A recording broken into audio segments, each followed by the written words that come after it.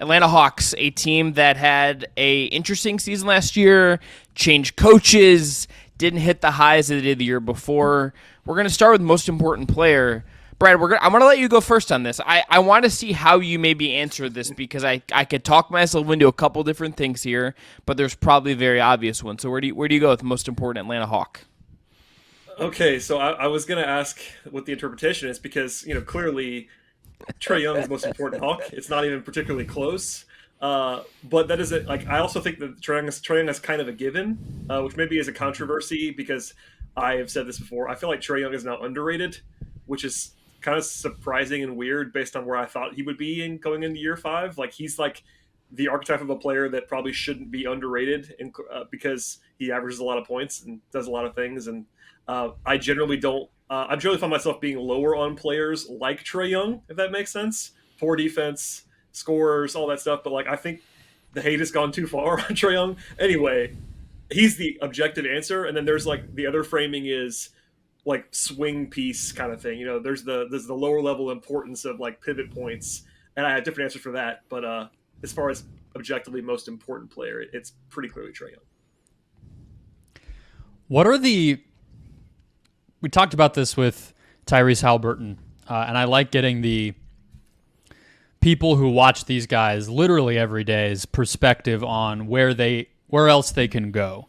And obviously Trey's been around longer than Tyrese, and we touched on this actually a little bit with LaMelo Ball too, Chris, with these point guards. It's easy to think of them as one thing because so many guys in the modern NBA dominate the ball so much that it's like, well, what even can change? We see what they do, what they want to do 50 times a game when they're handling the ball as much as they are. But within what we know, Trae, like we're not going to recreate the wheel with Trae Young and this far into his basketball life, I don't think. But realistically, whether it's Quin Snyder related, Brad, or it's DeJounte Murray related, or it's whatever the roster is going to look like or his mentality, whatever direction you want to take it, is there something that can change about Trae Young that would alleviate some of the hatred that he does get or some of the flaws that we obviously know he has that could make him a little bit closer to like the top version of what we think he can be?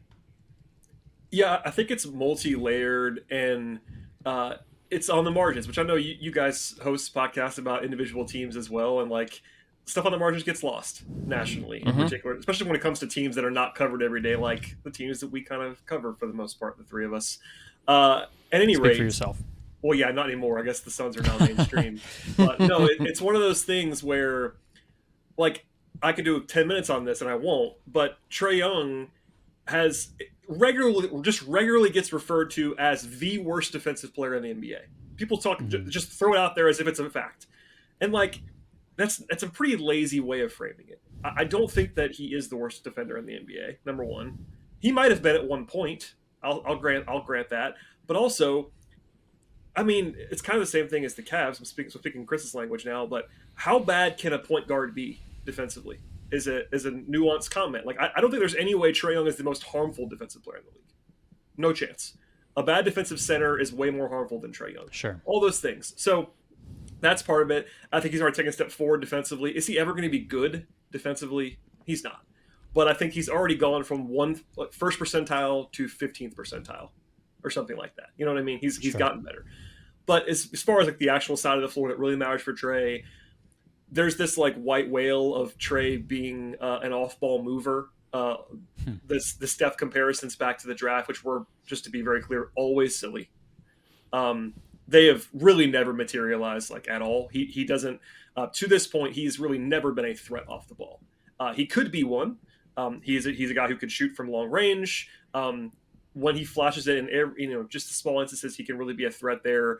But it's a mentality thing, and that's what makes Steph so great in a lot of ways is that his motor runs and he can run off the ball. And Trae Young, for all of his strengths, and again, I think he's underrated, has not ever shown the willingness. And I use that word intentionally, willingness, desire to move off the ball, like even to 20% of that. So that would be the area that I'd focus on, just being more of a threat without the ball is because I think on the ball you can rank it however you want to. Trae Young is one of the 5 best on-ball creators in the NBA, in my opinion. He is that good. He's incredible at it. There are limitations when you're 6'1". I will certainly grant that. There are things he can't do. But if there is a level to jump, other than just like the broad like efficiency, because last year he wasn't terribly efficient compared to previous years. That's an easy one. But as far as like an actual thing in his game, I would say it's taking the next step to be more of a threat off the ball, to operate and be a little bit more malleable on a team that now has a guy who's not as good as he is, but a guy who's a real creator in DeJounte Murray. And that partnership's going to get a lot of attention it already has. But Trae could do a little bit more in general to just be more dynamic when he's not just in his natural element of running pick and roll. So my answer to this is Trae Young as well, but it's in this specific context. It is a full year with Quin Snyder, who's one of the most detailed, most innovative, most, I think, well thought of offensive minds we have in the league, who, in no disrespect to Nate McMillan, but like this is a step up as far as offensive orchestration. This is a step up as far as designing something for Trae to empower Trae, and I think also push him out of his comfort zone. Quin Snyder can say, look what I did for Donovan Mitchell. Like, look at what I can do for you and help elevate you. I think that is a very compelling case. And you have DeJounte there as well. I think he'll be boosted by this. So to me, it's Trae, and under the crux of he gets a full year, not just part of a season. He gets a full training camp, a full preseason, a full season to work with Quin Snyder. And I think what comes out of that, can't wait. Yeah, so I didn't pick a player. I picked Quin Snyder, so we might as well just kind of dive in. He was a player. He at one point played basketball, so he counts. To just tie up the defense note, though, one thing, because I this afternoon watched the closeout game, Boston-Atlanta, from this past year, and like I couldn't help but, maybe it's too reductive, but I still kept thinking like, it would go a long way if your kind of comparison, Brad, of like he went from the first percentile to the 15th. Could he go to the 30th if he was just more decisive? Because that's the thing that makes no sense for a guy that's been in the league as long as he has. There's times when he'll stunt in from the corner and, yeah, he might actually kind of jostle the ball loose. Like, he might rotate over. Like, there are times when he ends up being the low man and it's like he's not going to do much, but he's there, right? So, like, I do notice the reading at a higher level than it used to be. He's probably not going to get stronger. I think with the Snyder stuff, the idea of how they are even going to play defense this year is an open question. And if he's going to switch, or when he has switched, that's not going to go great. But as a helper and as a executor, if he just like did what he, I think, knows he's supposed to do, that would go such a long way. Because I agree with you completely that a point guard on a pretty solidly schemed defense with a legitimate center rotation and some wing depth isn't supposed to be that damaging. But I do think there's times when he is, simply because it's like, we're switching the screen. Where the hell did Trae just end up? You know what I mean? And it's like, yeah. But why? Like, there's no real reason that he can't do that, right? Like, as long as we assume and agree that he's like a competent athlete, which of course he is, then like execute it, right? So I think that there's some stuff there, and maybe that is part of the Murray thing of the less and less he might have to do offensively. In theory, maybe that focus and engagement can be there, and there's not the same level of exhaustion and when am I getting the ball the next time, all that stuff. But when it comes to Snyder, I think defense is kind of where I look. I don't know. I think the personnel shift of getting Sadiq Bey and getting rid of John Collins puts them as more of a Quin Snyder team already. So I have less curiosity about that end. I actually think some of the Murray Young stuff was a little overblown, as far as like they were negative when they were on the court together, but not by a lot. They were better when both were off. Like, some of those numbers just don't really, they're not so extreme that I'm worried, and they're so confusing that I kind of take them with a grain of salt in general. And then they passed to each other and whatever, however you want to slice that up, I think way more than people want to pretend like they did. Like, it worked like a lot of double guard, perimeterly oriented teams operate, like, at the end of the day. How different was it than Boston with Tatum and Brown? Not too much, right? So but defensively is where I really am curious about this team, and why I picked Snyder is because it feels like we're on the downside of Clint Capella, which means Onyeka Okongwu comes in. That's not how the way that Okongwu is best is not how Quin Snyder has liked to play. And again, they don't have the same level of size and length and stuff that I think Snyder's best defensive teams maybe had. So what do you think on that side of the floor? And then we can get to the guy we're going to be talking about. Yeah, I think that it's going to be really interesting. I'm generally with you on the offensive side real quick because, they played at a top 5 offensive level once he took over. And that's what this team is geared to do. And I think that there'll be tweaks. I think it'll be much more modern approach. They'll take more threes. Nate McMillan is like, it gets to be reductive about how old school he is, but it is kind of true on some level. He likes mid-rangers. He likes to do his ISOs, and like it'll look more like a modern offense in a lot of ways. But defensively, you're 100% right. I feel like it kind of goes to the Trae thing too on that end of the floor. And my friend Glenn Willis, who does great stuff on the Hawks, always says this when we talk about it as well. It's a consistency thing. Like as a team, the Hawks have these great flashes, and like the next step in a lot of ways is like, can you actually do it every night? Like, not all 82 because nobody does that, but like do it 70 times. Be consistent every once in a while. And defensively, that's a lot of it. And look, I ranted and raved about this last year. They were so bad at the point of attack last season, and that's another thing where it's not just Trae. Trae's part of the problem. Don't get me wrong, but DeJounte was pretty bad. Other guys, Bogdanovich is at this point very good on offense and not very good on defense, let's just say. Other guys involved, young guys, etc.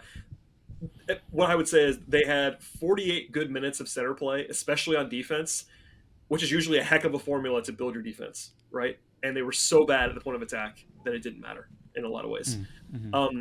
Your point on Capella is a good one. I do think that people are a little bit in a rush to bury Clint Capella. I think he's still a quality defensive player. Is he as good as he was 2 years ago? No, I don't. That's probably fair.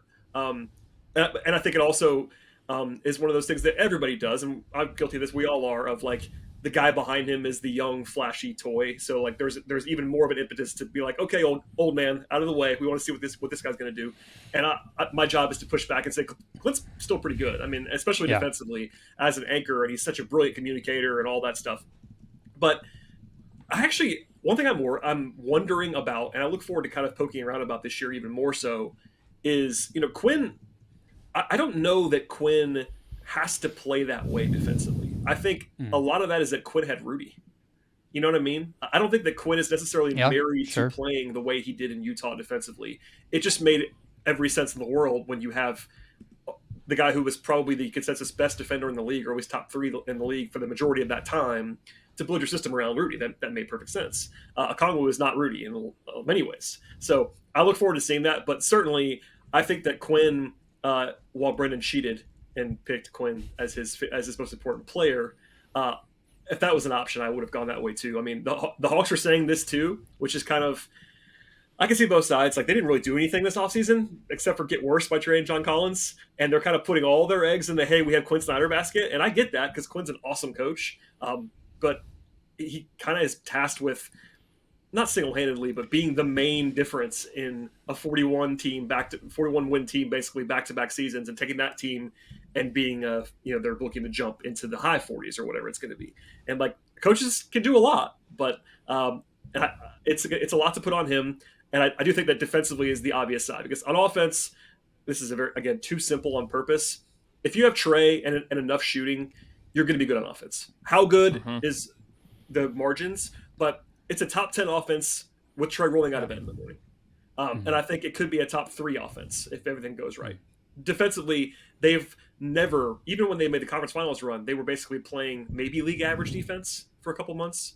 And that's the high watermark in this entire run. So Quin's going to be tasked with kind of building that side of the floor back up to where it was. And the personnel, honestly, is not great still. So some coaching magic on that side of the floor will be necessary.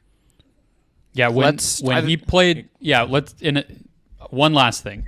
When they if he can just get them to be better in transition defense and rebounding, I think that would go a long way, because I think those were 2 things that they did in that conference finals run. And if you look at the personnel, even though they've downsized and Collins isn't there, Utah played small after they got rid of Favors and still were good on the defensive glass. So I do think that's an emphasis of his. You'd hope that even just the yelling at everybody about it all the time or whatever it takes could help there and clean some things up if you're not getting battered on the offensive boards every night. But yeah, let's go to player we're going to be talking about, Chris. this to me is a Nico Okongwu. I mean, I think that to me is, I think there's at some point he's going to usurp Clint Capella as the best center on this roster, if not the starter. I don't know what that looks like. Maybe there's a trade to be made with Capella's salary or something. But I just love Okongwu. Okay, hold on. Let's back up. You always say I don't know when you're giving the case for this stuff. Do you think Onyeka Okongwu should start? Do you think they should trade Clint Capella? No. Make the case for our guy. We want to interview Onyeka Okongwu, Chris. Pump him up. That's true. I would trade Clint Capella, but you have to do it in a way that you're threading a needle with that kind of trade, right? Like, you have to bring something back. And is it also lumping in some of your young wings? Is it whatever picks you do have access to, which isn't all of them because of the DeJounte Murray trade? It's not the easiest world trade to make. It just isn't. When you're trading someone like that who will have to get paid by the next team, but you also need to improve, it's tricky. I think Okongwu is going to be the best center in this team by the end of the year. His profile is amazing. He's incredibly smart. He can kind of do everything you'd want him to do. You look at his cleaning the glass profile, it's just like, yes, he maybe fouls a little bit much, and I would kind of want to know if Brad thinks like that's just what that is. Like, if the numbers are noisy, if there's something to be fixed there. But block shots, get steals, rebounds on both ends. Like, it's a very complete center, despite the fact that he's not this 7-foot behemoth. He is awesome, and I think real basketball nerds already know. But I think this is the breakthrough Okongwu year. Yeah, I mean, a lot to get to there, and I'll breeze through it. But yeah, I mean, it's a weird situation. I always say I'm pretty surprised that entering year 4 of Okongwu, that they're both still on the team. And I say that not as a value I wouldn't have guessed that. It's just very surprising that, especially because of what you just said, Chris. If you told me, number one, I love that draft pick from a value standpoint. It was the best player available pick. They already had Capella, and they said, you know what, we just like this guy this much, we're just going to take him. And I like that. And I had him rated very highly. It's just the crazy part is for Okongwu to have, I'm not saying he's a proven starter because he's not. He's not been tasked with that yet. But the fact that I think we know he's good already. We already know, we've seen him play well in the NBA over a fairly large sample size. If you told me that, and then you also told me Clint's going to still be on the team in year 4, I would have been baffled by that. That makes no sense to me in a vacuum. But then you go to, I've gone back like months and months and months, and it's like, okay, should they have traded Clint by now? And I think probably yes. And I say that as someone who is objectively quite high on Clint Capella. I just think asset management wise, all those things, like it would have made more sense at some point to move him, even this summer. But there are reasons not to too, and it's sort of the overarching thing with this Hawks team is like, what are you actually trying to do? Like, what are your objectives organizationally? And there's some meddling from the top and ownership, which I will avoid as I can on this podcast. But it's like they know that if they trade Clint, they'll get worse, and they just not wanted to get worse objectively in that way. And Trae loves Clint, and that's not the reason they're keeping him, but like that partnership makes a lot of sense, and it makes total sense. And that's why they traded for Clint in the first place. And doesn't it kind of feel like that Miami series was a little bit of a harbinger of like, well, we might have 2 good centers, but what happens if we only have one, and then there's no backup, and then we're really exposing Onyeka and all that? Yeah. That's the thing, and it's like, and you watch their, when the Hawks beat the Heat in the play-in this year, which did happen, which is hilarious that happened in the play-in. They just mauled Miami on the interior, and Clint had like 25 rebounds, and it was incredible that night. And it's like you see those flashes, and I'm not anyway. But Okongwu is the guy. And by the way, they're so different. Like they're both, other than just kind of being non-shooters. Everything else about those guys is so objectively different. They have to play differently. That's something I'll be interested to see how Quinn handles that too, because it's like hard to, when you're 2 guys, your whole theory is we have these 2 awesome centers, but they play differently. It's just this odd thing. But Okongwu, I still like the answer from Chris. Like, I think Okongwu is the combination of a guy who is young enough, who has real pedigree, who we already know is good. Like he said, like we know he's good, but like how good is he going to be? I don't know. But I look forward to finding out. I just think that even Hawks fans, as you might imagine, are clamoring for more of Onyeka, and they want to start him. The thing is, I don't think you can realistically start Okongwu with Capella on the roster. I just don't think that works. Like, just politically, salary cap wise, if you wanted to clear the decks for Okongwu, you need to trade Capella. He's too good to come off the bench for a team that's projected to be the 7th seed in the East. You know what I mean? Like. And they didn't do it. And every year they flirt with trading him, and they just haven't pulled the trigger yet. It happened last year. It happened this year with Dallas. It happened with I have endless lines of this, but at some point and I've said this for literally 3 years now, they have to make a decision at center, and they just haven't made it yet. And I think it's eventually going to be Capella traded. It could be in the next month. It could be in February. It could be next summer. I think by next summer, the smart money would be Clint not being on the team anymore. But I don't know when it's going to happen. Yeah, don't love the Dallas package or whatever it even could look like for them. Just what I think Atlanta needs. I don't really think Dallas necessarily has. That's and the problem, also, Brendan. It's like they don't want to trade him and get nothing back. Like they could have moved him by now, and they shouldn't. Right. That's this weird thing where they could trade him to 10 different teams if they don't worry about what was coming back, and they just don't. Well, they can't do what they did with John Collins. I think is the very simple way to put it. They can't just dump him and get off at the same time. And I will refrain from my long explanation on Collins, but like they handled that as poorly as humanly possible. They single-handedly killed his trade value and held him and held him and held him and tried to trade him to the point where they had to in their minds, but financially, give him away. And you couldn't give him away and Capella away in the same offseason. Like that would have been a disaster. It already kind of was a disaster the way they handled Collins, but yeah, I mean, you're right. That it's very similar. And like Capella's value is just going to keep going down and down as he gets older. Even if he's a good player, It's just like you got to make a choice. Well, that's the other part I was going to say. It feels insane that Clint Capella is 28 years old, 29 years old. Yeah, he's been in the league for a long nevertheless. Yeah. All right, so mine is, and we can go quick on this one, because I don't actually think that there is necessarily a ton to talk about with this guy, but I have AJ Griffin as mine.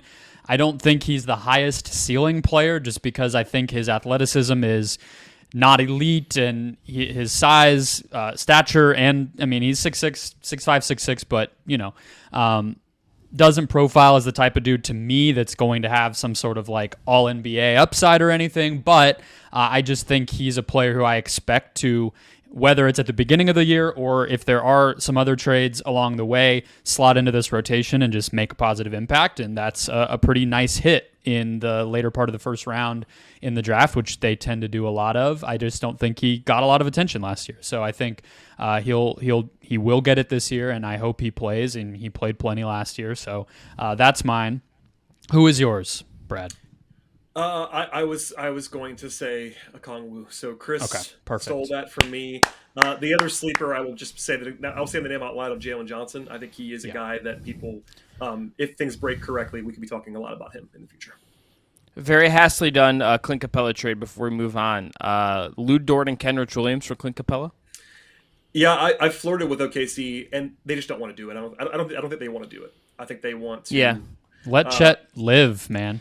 Well, But Chet also might just get like bullied into the ground if he plays as a full-time five right away. There's the theory of Chet and Wemby both doing the kind of like we're going to play the four a lot situation. Well, there's the team that I cover literally just did this with another kind of potentially generational skinny big man with a spread four, right? Stretch four. Yeah, I do think that exactly. I do think that Clint would help OKC a lot.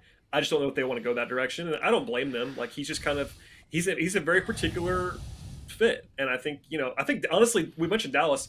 Dallas is the team that should want him the most in the whole league. I would argue is Dallas. It's just that they don't have a perfect. In fact, I know this happened. Dallas wanted Clint, and Atlanta said, "Okay, give us Josh Green," and Dallas said no, and that was kind of the discussion that happened. Yeah, but my thing is, like, do they even need Josh Green? Well, no, but you know what I mean. Josh Green's an interesting potential two-way wing, and that's the guy you asked for. But you look at the rest of Dallas' roster. It's absolutely the way the negotiation should have gone. But I guess if I'm Atlanta, I might be looking elsewhere. I mean, I don't know who I would target. I was thinking in the back of my head. I mean, very much a wormhole that we don't have to go down, but the Ayton thing, if it doesn't happen with Portland, maybe if Portland is really sold on they don't really have any centers on their roster right now if Nurkic goes out. So maybe that's one where they could trade, I don't know, maybe you get like some salary in Nasir Little or something. That's ugly.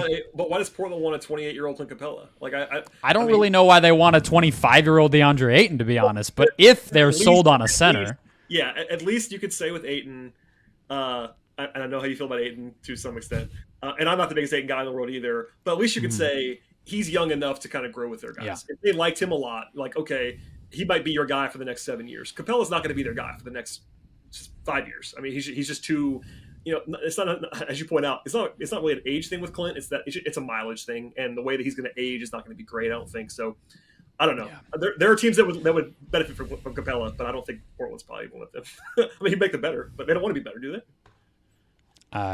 No. Yeah, So but last year's best lineup, guys, to pivot there, Trae Young, DeJounte Murray, DeAndre Hunter, John Collins, Clint Capella. Of the high-volume lineups, that was the best one. This team's starting and closing lineup was good. Does it have to get much more complicated? I mean, one of those guys is not on the team, but what's your best lineup, Brad? It has to change now. Yeah, I mean, it's one of the challenges with this Hawks team in an overall sense, especially without Collins on it, is building a team that has a theory on offense and defense. Mm-hmm. It's probably the number one question that I have, honestly, is like, is there even a single lineup that you like on both ends of the floor with this team? And the answer may be no, but maybe you lean into offense. So I think that if I had to guess their best lineup, oh Lord, the problem is DeAndre Hunter. I don't think is particularly good, and he's their only small forward. So I would say if I had to guess their best group, I might just say that same group with Sadiq Bey. The other option would be you go super offense on the perimeter. You know, it's Trae and DeJounte for sure. But if you using Chris's example earlier, if you want to have a Conway out there, you kind of need Jalen Johnson for the size, and those guys partner a lot together on purpose, and it makes a ton of sense.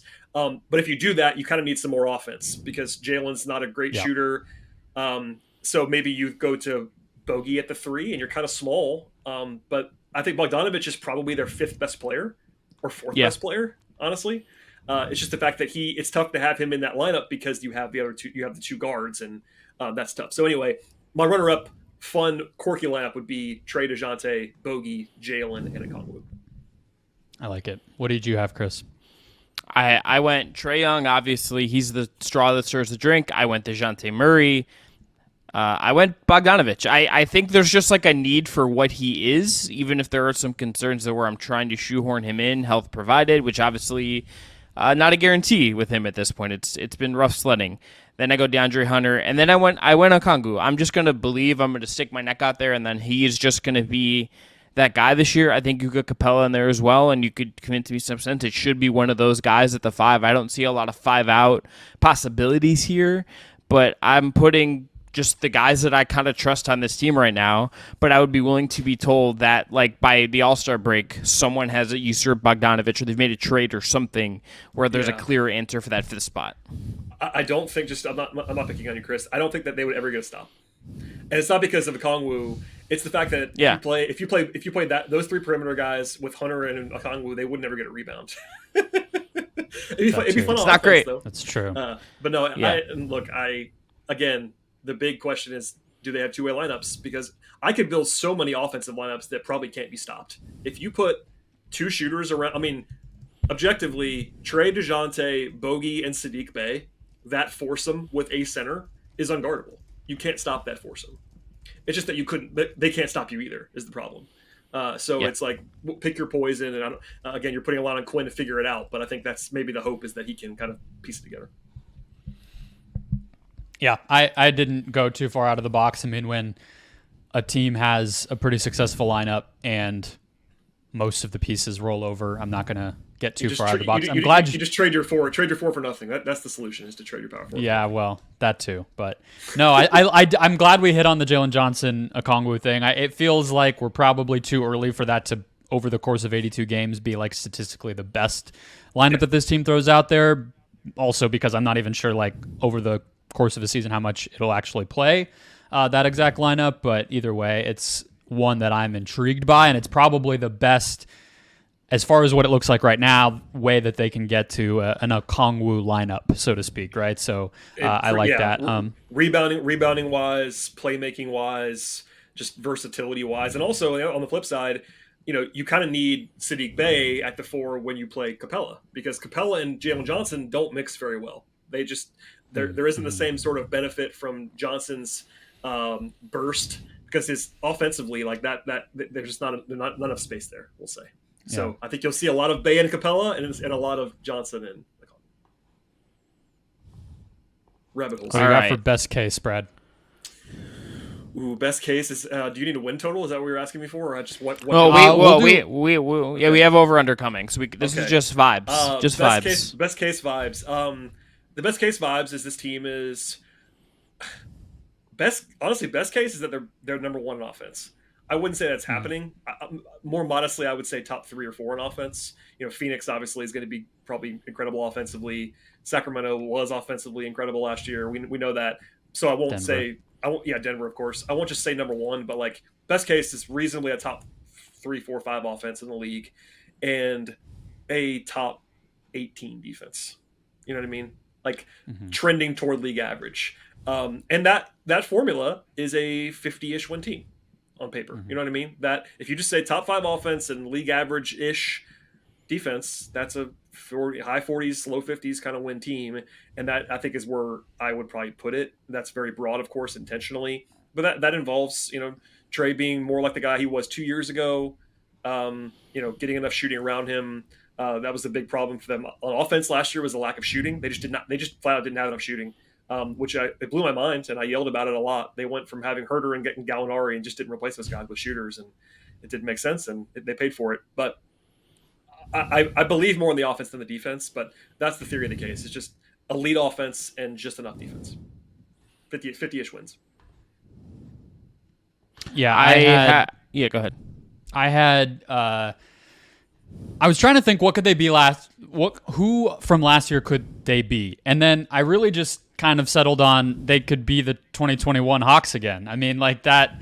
Yeah. That they get enough structure that year. Yeah. Sure. Yeah, that like basically they get enough structure. I think your point about the identity and the vision on both ends of the floor is a good one, and it goes back to the Snyder conversation, but it's like, can they get enough from the tertiary pieces to provide a little bit of stability and structure on both ends to form that identity? And ideally, knock down some more shots and create a few more turnovers and some of the stuff that they were doing back then, to basically probably not make the conference finals because it's not COVID year anymore, and maybe Ben Simmons isn't between them and the third round this time, but oh, Ben. Be as good as they were, right? To back you up on that, post All-Star break in that season is still the only time for more than a week or two in the Trae Young era where they have played like anything close to an elite basketball team in the regular season. They went 25-11 in the last 36 games that season, and it was because they were playing as like the 12th best defense in the league versus where they have been in the 22 to 26 range. And the offense is, but that's exactly what your theory of the case is the second half of that season. And obviously they're not going to be that good, I don't think, but we're talking best case scenario. Sure. I mean, again, if you told me right now they would be the 12th best defense, I mean, they probably would be, I'd probably pick them for 54 wins, that kind of thing. Like, because I buy the offense. I mean, there's a limit to it probably, but as long as Trae is upright and they have enough shooting, the offense is going to be good. It's just the defense is the pivot. So I like that, Brandon. Good job comparing the Atlanta Hawks, because the playoff team to themselves. Yeah. Well, of course, but the playoff thing is what it is, though. Like, that's got memed to death, of course, and for good reason. But they still had to go. They won that game 7 in Philadelphia. Like, they had to go. They won a couple games where it was like, and they also pushed Milwaukee in that series in a way people kind of forgotten. Like, they didn't get blown out by Milwaukee either. So and like, I'm gonna get emotional if we start talking about the history in which Atlanta wins that series, because my life has felt very different the past 2 years if it's not Milwaukee in the finals. That is probably you're probably right about that, Brendan. I would say, but no, it was. And look, I'm not trying to say that they should have won it, but it's just hard. I'm sure you guys didn't empathize, but it's like the Hawks' big problem in I shorthand it with the Trae Young era, but when they've been good, the last 3 years, competitive, they just haven't been able to string it together. That was the only time, and that seems like the outlier, and I get that, but best case scenario, that's what it looks like, I guess. I would also just like, you dusted the Knicks that series in the first round that year, like absolutely just crushed them. And that was basically non-competitive. I mean, granted, that was a very different Knicks team than the one that currently exists, but they beat them soundly. And by the way, they were just the better team. Like, that was not even that. Not to go down that rabbit hole too much. The Hawks were the better team in that series. Like, even coming in, I was like, why are the Knicks aren't very good? I mean, it was one of those things. Anyway. Yeah, best case I have the same. It's do they have a two identity? Just Quin Snyder elevate them, and I think for me, if we transition this to worst case, it's just do some of the issues and some of these fringe guys that haven't fully found themselves. I mean, Hunter, Griffin, and Bay, Jalen Johnson all kind of have to varying levels things to figure out, things to prove, things to solidify themselves as real guys. If like those don't figure themselves out in a meaningful way, do you end up somewhere similar to where you were last year, just because some of this other things don't accelerate, and that maybe keeps you from that two-way identity? For sure, we've seen it 2 years in a row. That's not the absolute worst case, of course. I know you. I mean, injuries aside, but it's a maddening case. But sure, I mean, I surprised someone on a similar podcast to this. Like I was asked to do a Hawks season preview, and I said this season really pivots at the forward spots, and they were like, "Really?" And I'm like, "Well, yeah. I mean, I could." Generally speaking, I think we kind of know what Trae Young is. We kind of know what DeJounte Murray is, even if it's not like he's not a star like he was kind of billed to be, but he's a very good player. We know what the centers are. Obviously, flip them around if you want to, but they're both good players. It's the quartet in my mind is what I've been saying. It's DeAndre Hunter, it's Jalen Johnson, it's Sadiq Bey, and I guess AJ Griffin is like he's more of a wing, but you know what I mean. Those four guys is I think where the season pivots because, and especially if I had to go back to the first question of this whole discussion about whether it was like most important player or pivot point, because my pivot point player is DeAndre Hunter, and that's not a sexy thing to talk about, but nationally people think that he's been better than he's been. He's just not. He has not been particularly good through 4 years. He's not. In my notes, I know it might sound like I'm piggybacking. I have Quin Snyder / Hunter, and we just didn't have time. So well, you guys are plugged in a way that a lot of people aren't. But you know, it maddens Hawks fans because anytime you get a national broadcast, someone like he was a former top 5 pick. His counting stats look okay. If you see him on the right night, he makes a few jump shots, and you get really excited. If you watch him all night in night out for 4 years, he has not proven to be what I would describe as a starting level small forward in the NBA, except he's been the starting small forward for the Hawks for the last 3.5 seasons because he's kind of all they got. If he's the same guy he's been, there's kind of a ceiling on what they can be, in my opinion, especially if he's going to play 35 minutes a game. Maybe he gets passed, but the problem again is that he's archetypally their best defender on the wing. So it's like this give and take, and I think it's like the most boring thing in the world to say this season pivots on those 4 guys because they're not sexy. But I really do think the difference between 42 wins and 47 wins for this group is those 4 guys, and if I have to pick one, it's probably Hunter. All right, worst case, and we don't definitely have to get into this, but I just said Trae might be gone, right? I mean, like, if we're really just going like the absolute worst case that you could imagine, like this is usually actually where the local hosts go or local people go, Chris, when we bring them on, is they just like have the full meltdown brain. But you know me, if I was more emotionally invested, that might be where I go. No, listen, that's true. I think there's been some talk about, even. You guys probably missed. I think it was earlier, maybe this summer, or maybe at the deadline last year. There was this talk about like Trae being available, and it's like, no. We've never ever approached the point where the Hawks have looked to trade Trae Young, and I don't think we'll probably get there. Now, could Trae ask out if they have another 41 season?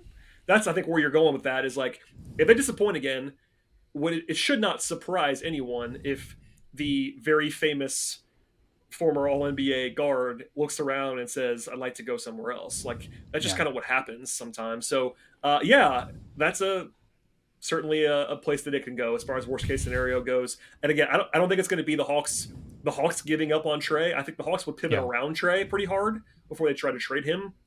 But Trae is a very confident guy. Like I think Trae, I've never heard anything about him trying to get out now, but he lives in LA most of the time. Like he's been tied to big cities, and he's kind of he likes to be the center of everything. And if he wanted to get moved at some point, if they don't win, he likes to win. I mean, for all the knocks about Trae, like he's a very competitive dude.